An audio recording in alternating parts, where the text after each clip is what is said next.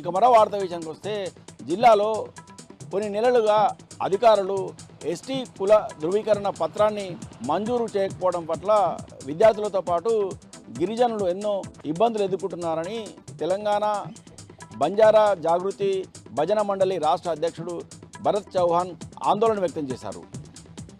ఈరోజు జిల్లా కలెక్టర్ని కలిసిన ఆయన ఎస్టీ సర్టిఫికేట్లను వెంటనే జారీ చేయాలని, ప్రస్తుతము స్కూలు పునఃప్రారంభం కావడంతో పాటు కాలేజీ కూడా తెరిచాయని, అయితే కాలేజీల్లో ప్రవేశం పొందాలన్నా స్కూల్లో ప్రవేశం పొందాలన్నా ఖచ్చితంగా విద్యార్థులకు ఖచ్చితంగా ఎస్టీ కుల ధృవీకరణ పత్రము అవసరం ఉంటుందని, ఎస్టీ సర్టిఫికేట్ లేవని కారణంగా ఇటు స్కూళ్ళలో ఇటు అడ్మిషన్లు తీసుకోవాలన్నా కాలేజీలలో ప్రవేశం పొందాలన్నా తప్పనిసరి కావడంతో విద్యార్థులతో పాటు ఇటు రైతులు గిరిజనులు నష్టపోతున్నందున వెంటనే జిల్లా కలెక్టర్ జోక్యం చేసుకొని ఎస్టీ సర్టిఫికేట్ను జారీ చేయాలని సందర్భంగా భరత్ చౌహాన్ డిమాండ్ చేశారు.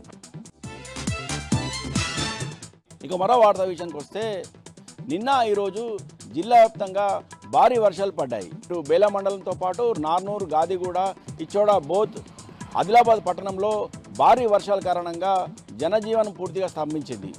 ఈరోజు జిల్లా వ్యాప్తంగా దాదాపు 39 మిల్లీమీటర్ల వర్షపాతం నమోదైనట్టు వాతావరణ శాఖ వెల్లడించింది. మరోవైపు గత 2 రోజులుగా కురుస్తున్న భారీ వర్షాల కారణంగా వాగులు వంకలు పొంగిపొరలుగా పలు చోట్ల రాకపోకలకు అంతరాయం కలిగింది. పలు చోట్ల వాగులు వంకలు పొంగిపొరలడం కారణంగా జనం రాకపోకలకు తీవ్ర ఇబ్బందులు ఎదుర్కొన్నారు. మరో 3 రోజుల పాటు భారీ వర్షాలు కురుస్తున్న నేపథ్యంలో జాగ్రత్తగా ఉండాలని ఇటు వాతావరణ శాఖ హెచ్చరించిన నేపథ్యంలో తగు జాగ్రత్తలు తీసుకోవాలని అధికారులు సైతం సూచించడం జరిగింది.